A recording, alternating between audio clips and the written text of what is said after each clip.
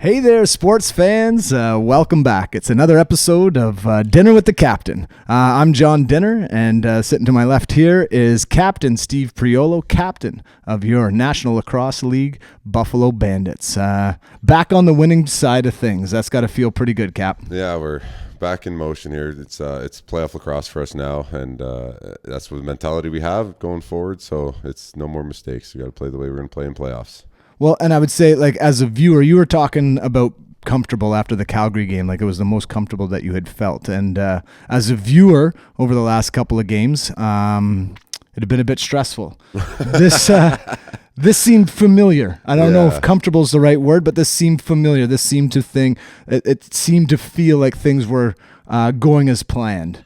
Would you say that's sort of an accurate description of the game in Colorado? Yeah. I think we got off to a nice hot start, and that's been our struggling point, right? Is falling behind early in games. So getting off early, scoring goals quickly, and it made us feel relaxing a little bit, right? And there's nothing like putting energy into the legs than scoring a couple goals, even on a defensive side of things, right? Exactly. And it's been nice, man. We were talking about this, and we had like a pretty honest talk with our defense last night at practice, and it was like, man, we're playing pretty good on D. Like we feel good. The games aren't going our way, and we still have slight mistakes. And even when you look at that Colorado game, it's like we make mistakes. They got 10 goals on us, right? There's certain gaps and there's certain lanes that we need to get up into. Like there was one on me where the ball was with their righties, and at some point I had slid into help, and then we recovered back to our spots, and I was a little bit low, and I didn't step up into the passing lane, and he swung it across to Malcolm, who was basically in the corner, and absolutely laser beam went top corner, and Vino's like, that was an incredible shot. And I'm like, not much I can do about that. There's not much we can do, but you shouldn't have let that pass go, is what exactly. He's It's like, and if I'm up in that passing lane and the ball still gets through, then it's like, I was like, that is. But even that, maybe that slows that laser beam becomes less of a laser beam because he's had to think, is that ball getting through, right? Exactly. And there's a little bit more distraction, and it's maybe that guy doesn't throw that pass if I'm not up there. And I was pretty close to the lane. I just wasn't up high enough. Well, and again, you said game of inches, right? Inches, man. It's like, so that's what happens. You get 10 goals still scored against you, but that doesn't affect the way that we're feeling in terms of that comfortability. Like everybody's still on the same page. It's like the hard stuff, all the picks and plays and reading each other's body language is like, that's still on point. So we still feel good in a lot of ways that way. And then when the offense is rolling like that, it's we're a tough team to beat here. Well, and that's, again, I think maybe that's why we were feeling like it was familiar, right? Because we certainly, when we've been watching the game early in the season, it was tough to keep the boys interested in a game that sort of seemed and felt like it was well in hand, right? Now, having said that, it was good because it was a late start being out in Colorado, at least for us back here watching on TV. And so I was able to shuffle the boys off to bed at halftime and without too much complaint. But I did want to talk about that a little bit this week, is the travel, right? And traveling to Colorado is pretty unique in the sense that, it's travel, you're definitely flying, but you're also going to the Mile High City. And so how does that affect the legs of a lacrosse player? I mean, hockey can glide, and we've always kind of teased about gliding into the corners, but there's no gliding in lacrosse. And Mile High, I mean, even just at that, like the air is a little bit thinner. It's a little bit tougher to get the oxygen to the muscles and everything else. So do you guys do anything special, different going to Colorado, say, than versus going to Vancouver or San Diego? Because I would love if we had like some sort of crazy tricks or anything. But the big thing for me and for guys on our team is just make sure you're hydrated. And like we were talking about this before, we're flying in the day before. So there's not a ton of time for your body to like adjust in those ways, but you feel it in those first sort of, the first quarter, the first half is always exhausting on your legs, man. It's like you've been running a half marathon or something. But so those goals really did help. Your legs, right? Yeah, they really do, man. And it's like, I don't know, that for me, I can really feel it at the beginning, and then as the game goes on, I don't feel it as much. I sort of settle into the game. It's funny though, man. In the hotel, there's like, you can buy oxygen They have like these little like cans that you can buy. Not that nobody bought them or anything, but you're sitting there going like, they know that this is a tough place to play, right? And it's like, and is that something that's not just available to the athletes? Like that's like a bit of a tourist thing. Like I think it's a tourist thing. I think it's for like hikers and stuff or whatever, because it's at the Starbucks that's there. It's like on the shelf. And it could be for regular Joe John dinner that's already a little out of shape. That's like, man, the elevator's out, and I usually walk up 2 flights of stairs, and that's going to be a tough go at a mile high.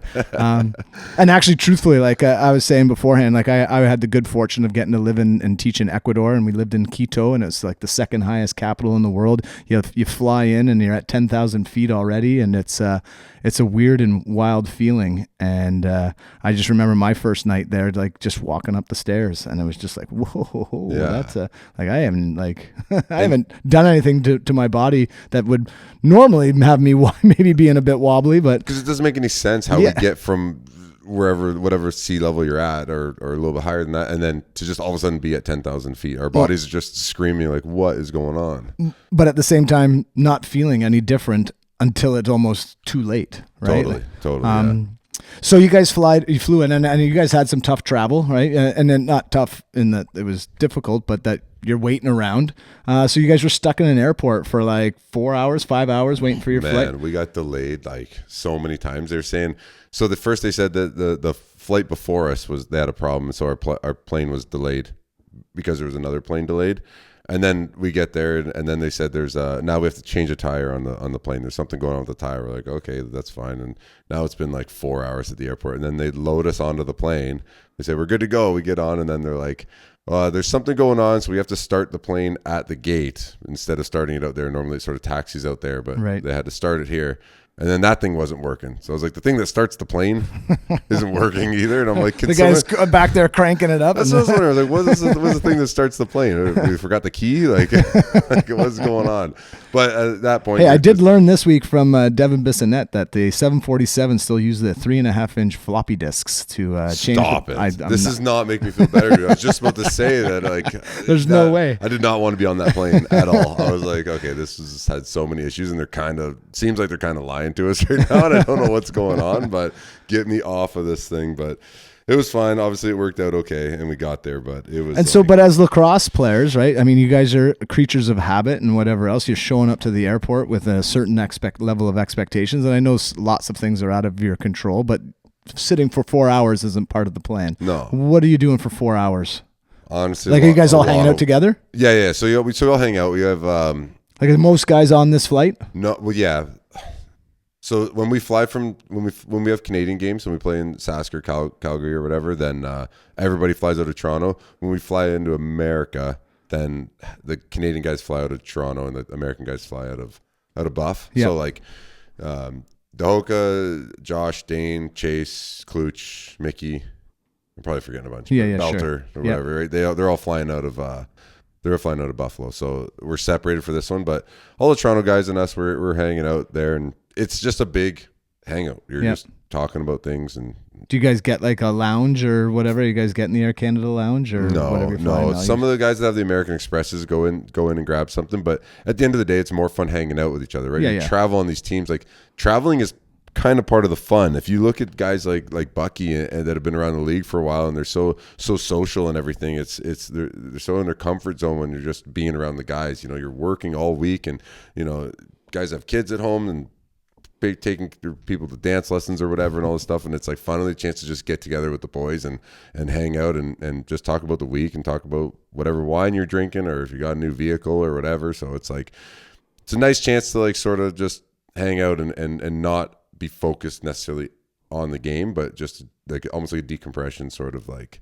we like me and you doing this pod where we get a chance to like just finally get to see each other, right? See each other. Hey, we do work together, right? Yeah. And it's like, and that's the same thing with the work. Even when we see each other at work here, we're always sort of back, hey, how's it going? Great. The game was great. How are the kids? Awesome. Sweet. And we're sort of moving on. And it's almost the same thing at lacrosse. When we're practicing, it's like you're still focused on practice, right?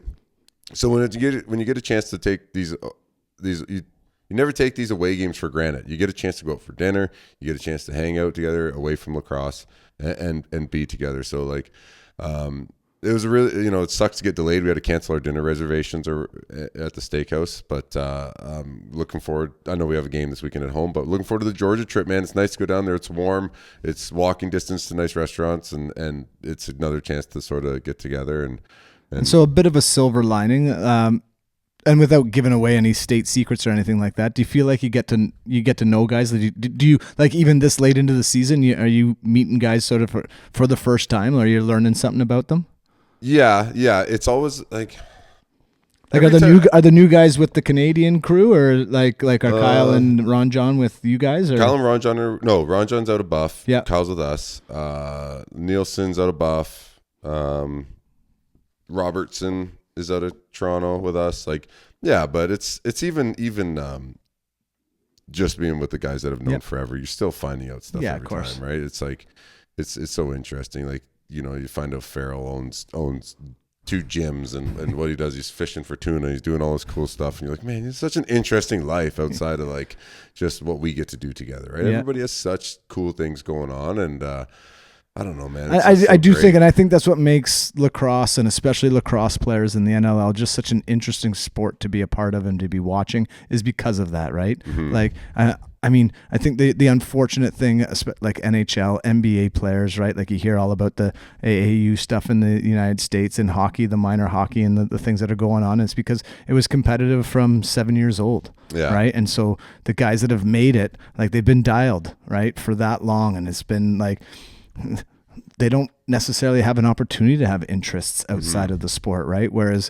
and maybe that's something that happens to lacrosse as it continues to grow, and I hope not, right? I hope that we can sort of maintain that sort of community feel and that idea that playing multiple sports and having multiple interests makes you a better person, makes you a better player, gives you more things to offer when we talk about the creator's game or the medicine game and those kinds of things, because we see each other as people, and not just as an athlete that's got to put a puck in the net or a ball through a net, and those kinds of things. I mean, that's what I really like. And I forget where I was going with that. But that's another cool thing about lacrosse, is because we play on so many different teams, right? Because we have summer ball together, and we have winter ball together, and then there's worlds, and there's different.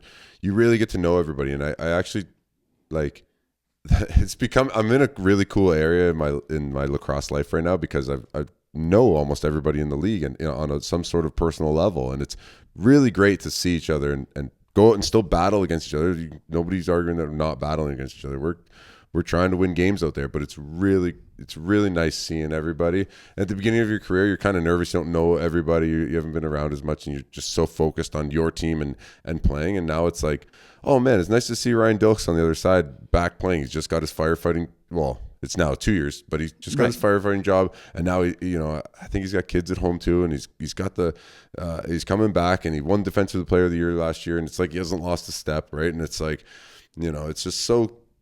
You're almost like happy for each other. Be like, yeah, man, you make the game better. Like, it's cooler that you're out here, right? Like, I want to run through your chest, and we want to score, and we want to beat you.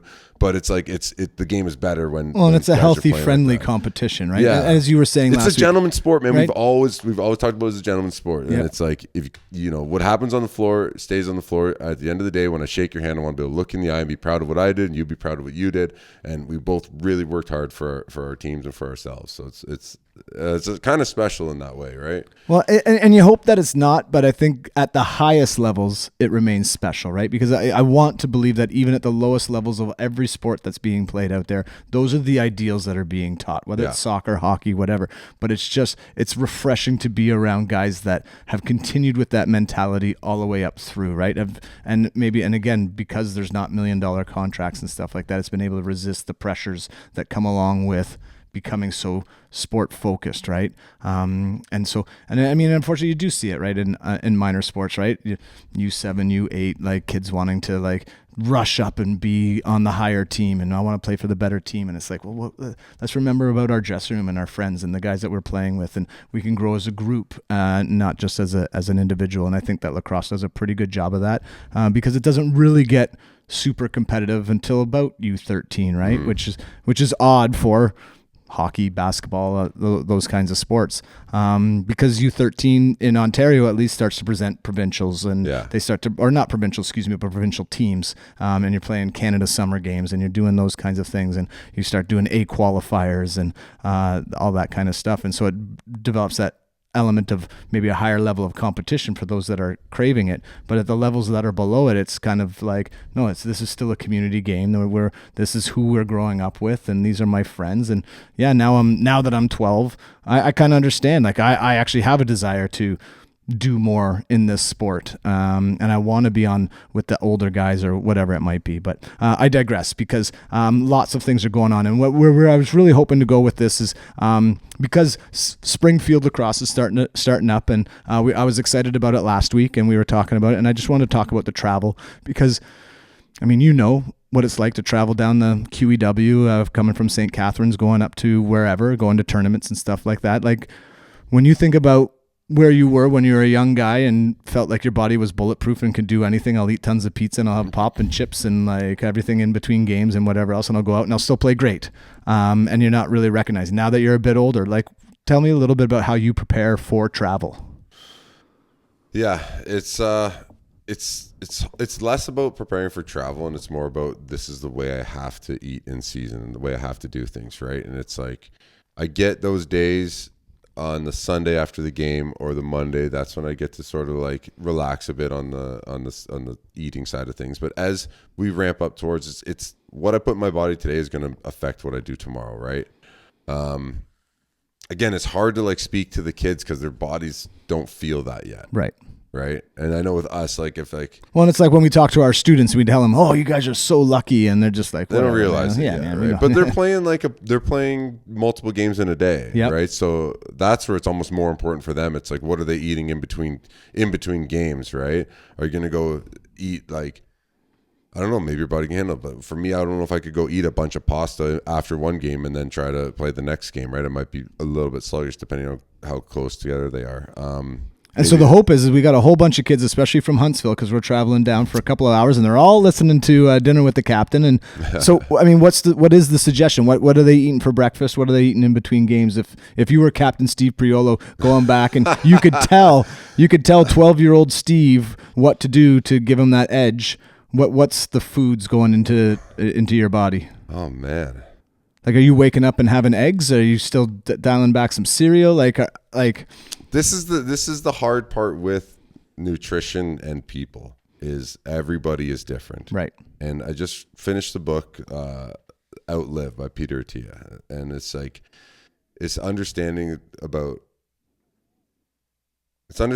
like how your body reacts to amount of calories you can put in, and what you should be eating. Right. So it's like, I don't know, like, when I was a kid, I could kind of eat whatever I wanted and just go play. But my parents also, I'm realizing that, like, oh, they didn't give me donuts. They didn't give me McDonald's. They didn't give me all that other stuff, right? So I was just eating good food all the time.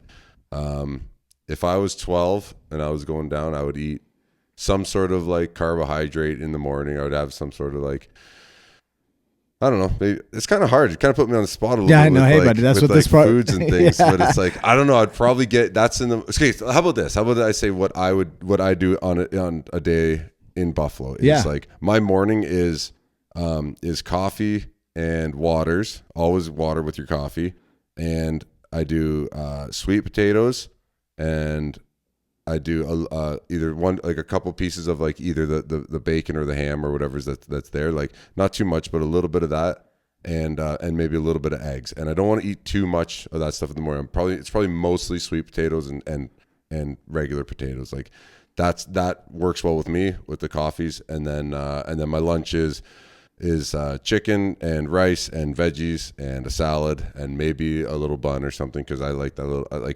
I need to get full too, right? So I'll have like a roll still enjoy eating, right? Yeah, right. And then it's like, you go up and grab, some guys have a big plate of pasta or whatever, and it's like, oh, sometimes I want a little bit of that, so I'll have a little bit, but I don't want too much pasta because it doesn't sit great with me. And then after the game we're having pulled pork and rice and veggies, and it's all sort of around the same type of thing. The timing is important for me too. It's like I have to eat. Normally during the week I don't eat right away, but game days I have to eat early because I know my lunch is going to be at 11:30 or 12, and then I don't eat again. I don't eat anything again until the game, right? waters and electrolytes all day. I have another coffee before the game. I don't know. I mean, is that where they get the whole idea of play hungry?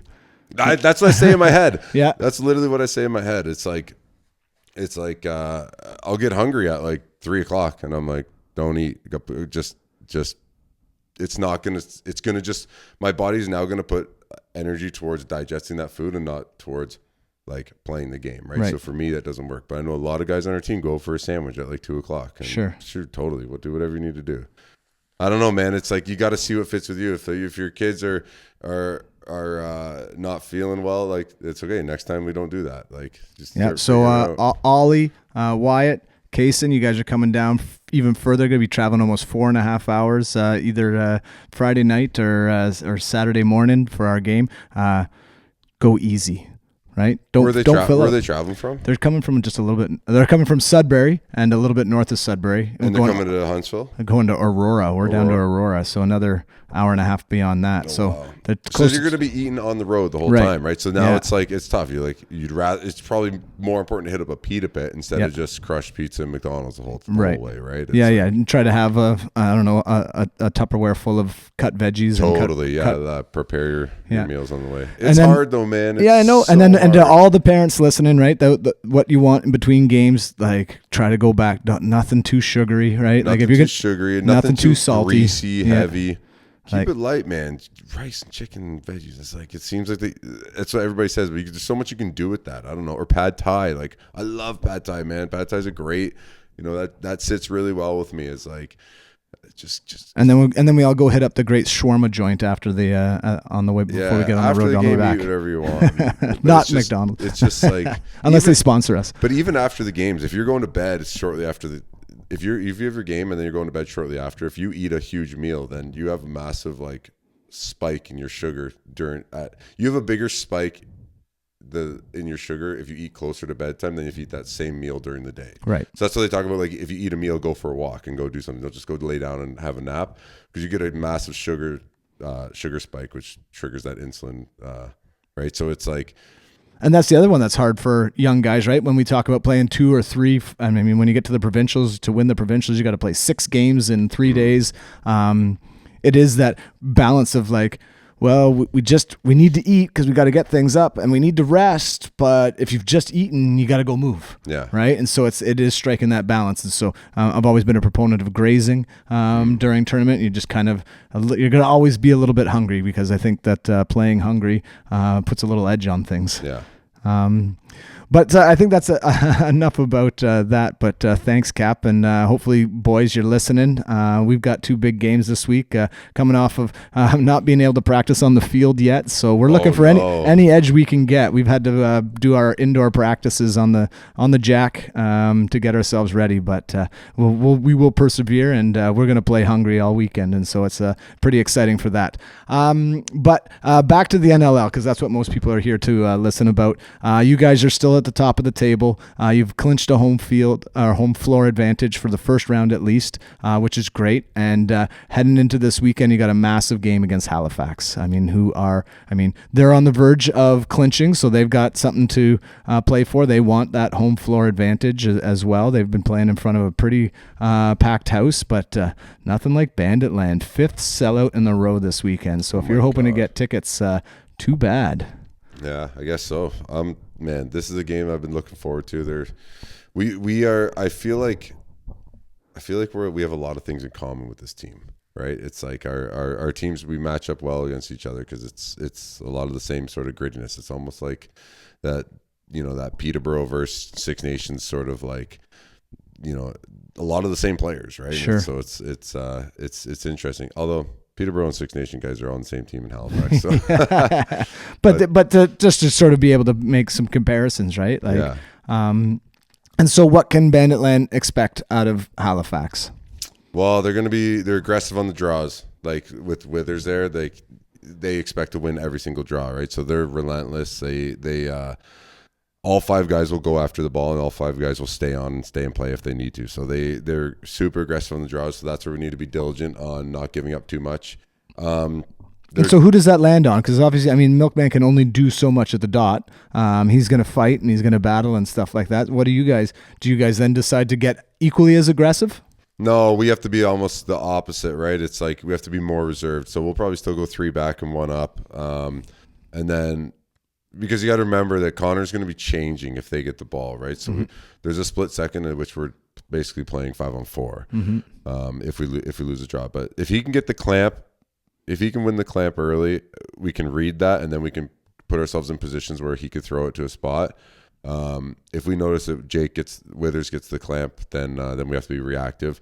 If we can make it a loose ball, then we're game on. Yeah. So basically on the line, like if you look at face-offs, we run 3 back with Connor, and that'll force the other team usually to go 2 and 2.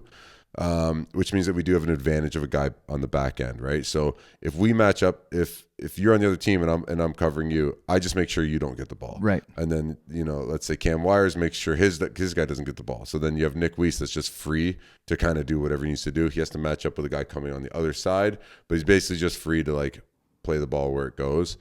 And then we usually put a guy like Bucky or Mickey or somebody that's like crazy good at loose balls, put them on the other side and let them sort of have a 1-on-2, see if we can whack it back or come up with it somewhere. And that's kind of our strategy. It's like, it's not pretty, but it's now, is that something that sort of have evolved because of the personnel that you have, or is that something that has been maybe a bit of like for like a JT kind of thing, like this is the way I want to play it, and guys have grown into it?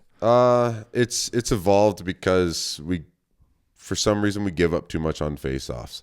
We just like the last thing you need to be doing is if your team scores a goal and then you give one up on a face-off going the other way, right? So and that's where a big change happened last year with bringing in the Milkman, right? Like we went 0-32 against these guys, and we had 4 back on the line and just let Jake win the ball every single time to his guy. Yeah, like we didn't win a single face-off against these guys last year. Yeah, like that's unheard of. Yeah, and and then that's the other thing, right? When you talk about like, because the growth of like the like we call it FOGO, but it's the face-off, get-off, right? Like guy. Withers is not that. No, he'll go to the net. Right? He'll go. Like all 5 guys will go, right? Yeah. So we have to be very defensive-minded with these face-offs. And we like to play that the way anyways. We like to play a 5-on-5 game. We like to play 5-on-D and then get the ball to the offense and let them play 5-on-5. These guys, they do that, but they have guys like Tarafanko and Hosek, and they want to run the ball. Like Tarafanko, if you watch him, he's lightning fast. He looks like a sprinter out there, and he's got like 18 goals this year. Like he just takes off every single time. So we need to be super responsive to him. We have something we yell if we recognize that there's going to be a shot taken or a shot has been taken on our offense, right? We yell react, right? Because it's really important that our offense, if you're setting a pick and you don't necessarily know that like Josh is sweeping over the top and he's going to shoot, you need to know that the shot's going to be taken, right? So we start yelling react, and that hopefully puts us in a good spot to react to the shot, whatever it is you have to do, but know that a shot is being taken. And a lot of times if Tarafanko's covering you better run off or run back with him, because he is gone out the gate. So that'll be important against these guys. And then on an offensive side of things, like I know you're not a big part of those conversations, but they've got to be feeling pretty good, putting up 15 last week, and they've been struggling at different times, but it seems to be sort of balancing out a bit. Obviously, Dane and Josh are going to get theirs because they're on the floor so much, but it seems like everybody's sort of dialed in. Like you said, practice was a good practice last night. They ran you into the ground a little bit, but everybody was feeling pretty good. Yeah, it was. I don't want to give away too much what the offense changed. There wasn't like plays or anything, but they changed a couple ways of moving out there, and it really, watching it on video last night, I was like, wow, that really opens up a ton. We could talk about that after the season, and if we remember to go back to that, because it's really, I think it really has made a difference. And then the other thing is like, going back to like, I was going to say this when you were talking about with the kids growing up, and it's like how you're playing for a group and a community together. That was our mindset, was like, it's like all of a sudden we needed to be reminded, not that we haven't been doing this, but we needed to be reminded that we're playing for each other here, and we're playing for one another. So we had this, Dane said in his little huddle thing with the O guys, I overheard them say, one score, we all score. And I was like, oh, I love that mentality, right? So I was like, I was echoing his words, and it became we were kind of laughing about it on the bench, right? Because I was like, who scored that goal? And I heard someone say like, oh, Bucky. I'm like, wait, who scored it? And then like Frage looked at me and he goes, we all scored it. And I'm like, yeah, we all scored it, right? And it's just like, it's kind of a joke, but also it's like, right. Hey, remember that we're all part of a bigger goal right now, and this is, it doesn't matter that Paulie has whatever 1,000 block shots this year. Like, it doesn't matter this guy's this many loose balls and 700 bruises. And Josh and Dane are top of the points, and it's like it's at this point in the season, everything goes out the window. You forget about all that stuff, and you can only focus on winning games and what you need to do to win a game. And that means that you need to share the ball, you need to get through the middle, you need to soak shots, you need to do everybody has to do all that stuff. So if one guy does it, we've all done it, right? So it's this it's JT said it great. He had a great line. He said, contagious shifts. He's like, it's very, every time you're on the floor, it's contagious. It can be a good thing or a bad thing. So if you're going into the corners, you're taking whacks. Like, oh man, I want people to watch Dahoka. Well, I was gonna say he seems to be the guy that like watch him. If you want inspiration for a contagious shift, watch him go out there and be like, I need to just start smashing bodies and get through the middle. But it's not chaotic. If you watch him, it's the timing of it all, and like, I don't want to give anything away, but it's like his timing of stuff, dude, is like he's popping guys and rolling, and he fills space and he reads plays. Like, he's so smart at reading the way I read my partner on defense, he's reading his partner on offense, and he's going to carry higher. I need to do whatever I need to do, bump and roll. And so those contagious shifts, right? Again, it could work against you if you don't go into the corner and get it, or if you don't get through the middle, if you take a shift off. I was going to say that can almost be, negative way. It's easier to be contagious with that, right? It's easier to be contagious to not go and do the hard things, right? Mm-hmm. So when you're doing the hard things well and it's getting contagious, you need 2, 3, 4 of those shifts in a row to really get everybody dialed and buying in. Whereas it only takes 1 or 2 shifts where kind of went in there with some alligator arms, or just kind of didn't really run all the way back, or, I didn't make my change. The last 5 steps was, I just walked into the box, and that just meant that our D was a little bit slower getting out there. Yeah. And that's easier than sprinting right to the box, right to the end. It's easier than standing in there when the shot is coming and it's going to hit you in the shoulder. Those are hard things. Those are hard things to do. And so because it's harder, how do you then, like you said, kind of joked about it, but you talk about it. So how do you keep that going? Is it just that communicating and keep celebrating those hard things? Maybe, but for me, it's like, I don't know. I'm not the loudest guy in the room. We had a lot of personalities, a lot of loud guys. So everything I do has to be through action, right? Everything I do in the locker room, a lot of times I take a step back when it comes to vocalization and stuff, right? We have big personalities, and I love it. It's way more fun when those guys are talking and saying things. So for me, I know you got to save all your talking for the podcast. For me, it's like everything has to be through actions. I want to be that contagious shift guy. I want to be the first guy that points to myself if there's a goal, right? If there's a goal on the floor, it's like, what could I have done better, right? And it needs to be that, because that's the stuff that's going to be contagious to everybody else, right? It's like, oh man, if Steve's doing this or Steve's doing that, if I'm not doing that, then why would anybody want to follow me or do that, right? So it's like, but we are a what's it called? Something by community. We're so tight, dude. We're so middle-aged and older that it's like we don't, that I just know that's the way I need to lead, and Paul needs to lead in a different way, and Dahoka leads in another way, and Dane leads in another way, and everybody leads in their own ways, right? So and that's what's really interesting when you get to such high levels, right? Like, these guys are all been wearing season A's their whole career getting up to this point. Totally, everybody's a leader, right? Yeah, so that's what it is, and but then that's also then being able to check that ego, right? Because if you've been a C and an A your whole career, and then you've come into another place, but there's other C's and A's that have maybe been there longer, do things differently, and whatever it might be, and it's that willingness to say, well, the reason I wore the C or the A in my junior career or in my minor lacrosse career is because I was the person that set the example, and now I'm also now going to be the person that leads from within. I'm going to follow the example, and I'm going to be this is the Bandit way, then that's my way now. Yeah, and you better check your ego. If you don't have one, you probably won't fit in. You get moved along, right? That's the nature of the thing. I know sports here, it's like a little more tough because everybody, if you live in the area, you're on the team if you're good enough. But well, I mean, we're trying to bring people in, but we're also still trying to say the right things, right? Like just last night at practice, right? We're sitting in the dressing room and we talked about this is the place that you want to be and be excited to come to.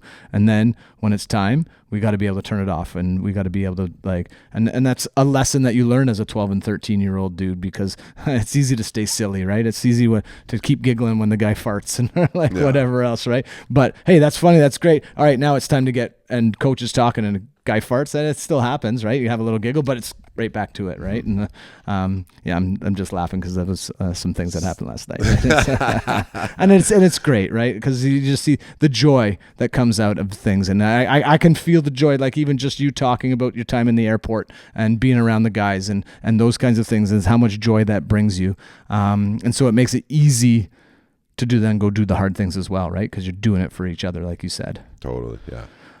So there it is, big game against Halifax, second last game of the season, fifth straight sellout in Bandit land. You're setting attendance records, a lot to do with previous success, but I think also a lot to do with the kind of team that you guys have developed into, the kind of community that Bandit land has become. It's the best ticket. It's the best game around. And for the rest of us that don't have tickets, we're going to have to catch it on TV. 7:30 at the KeyBank Center. It's the Halifax Thunderbirds who need a win to secure a home floor advantage, and the Bandits want to go into the playoffs just on the right notes. And so exciting lacrosse for the next couple of weeks as we head into the playoffs. The March to May, it's on. It's on, buddy. Full on. All right, well, thank you once again for your time, Captain. It's always so great to talk lacrosse with you, and good luck, and bring home the win. Go Hawks. Go Hawks. There it is.